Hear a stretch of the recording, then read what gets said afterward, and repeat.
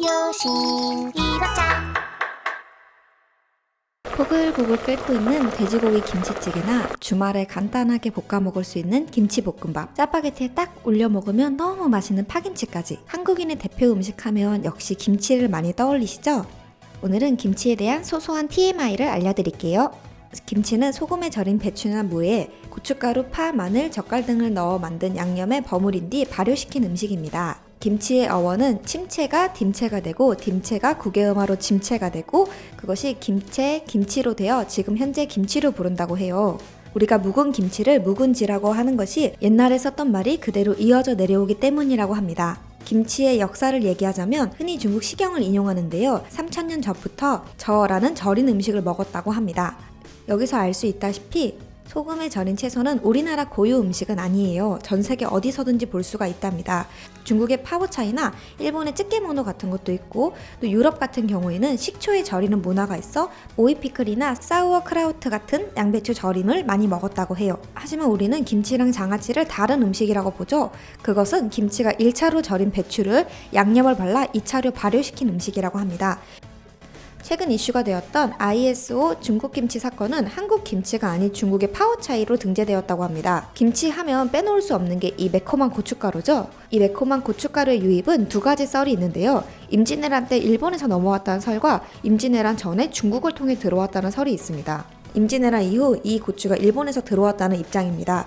이것은 이수광의 지복유설이란 책에 일본에서 들어온 고추를 외계자라고 불렀다라는 이야기가 있습니다. 중국에서 들어왔다는 설을 보면 식요찬요 황약집선방이라는 책에는 얼굴빛이 안 좋을 때는 닭이나 꿩을 삶아 고추장을 같이 먹으면 얼굴빛이 돌아온다 라는 글이 쓰여 있다고 합니다.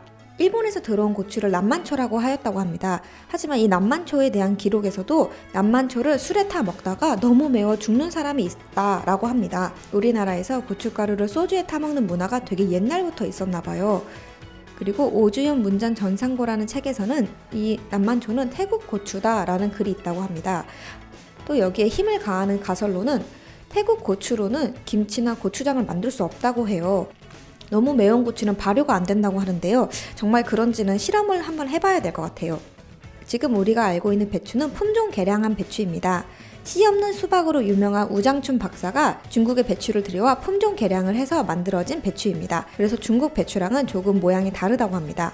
또 여기서 사실 국내산 배추는 김치 캐비지라고 부른다고 합니다. 김치는 2001년에 국제식품규격위원회에 김치로 국제표준을 인정받았고 김치의 공식 영문명은 K로 KIMCHI로 쓰기로 했습니다. 김치를 담그는 김장 문화도 유네스코 인류 무형문화유산으로 등재되어 있습니다.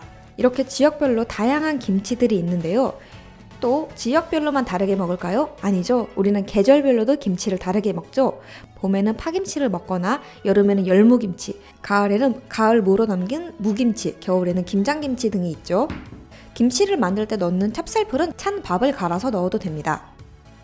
붉은 고춧가루는 양념의 농도를 걸쭉하게 하고 묻어나는 느낌을 줍니다. 고운 고춧가루는 색을 더하거나 부드러운 양념장이 더 어울립니다. 김장을 해보고 싶지만 조금 두렵다면 요즘에 간편하게 양념을 만들 수 있는 제품도 나오고 있습니다.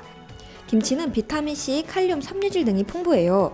항산화 작용에도 큰 도움을 준다고 합니다. 하지만 나트륨이 많아 과다 섭취는 권장하지 않습니다. 오늘은 김치에 대한 소소한 TMI를 알아봤습니다. 다음에는 더 재밌는 영상으로 만나요.